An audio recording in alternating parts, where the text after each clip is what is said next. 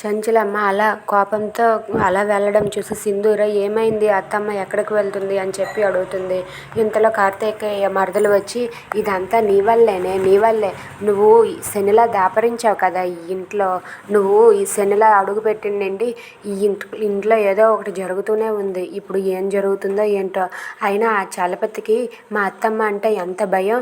అలాంటిది ఆ చలపతే మా అత్తమ్మకి ఎదురు నిలబడతాడా అని చెప్పి తనైతే సింధూరాని నువ్వు ఒక నష్టజాతకురాలువే.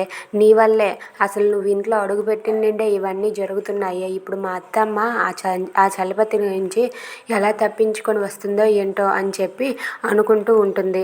ఇంతలో అనేసి అక్కడి నుండి వెళ్ళిపోతుంది. ఇంతలో చంటిబాబు అయితే చంచలమ్మ గారు ఎక్కడికి వెళ్ళారు, ఆమెతో పాటు నన్ను కూడా తీసుకువెళ్ళినా బాగున్ను, తోడుగా ఉంటాను కదా బాబాయ్ అని చెప్పి అంటాడు. రే పెళ్ళికి వెళ్తూ పిల్లిని శంఖలో పెట్టుకొని వెళ్ళర్రా, నువ్వు నోరు మూసుకొని ఉండు అని చెప్పి వాళ్ళ బాబాయ్ అంటారు. Thanks for watching friends. Please subscribe our channel. Thank you.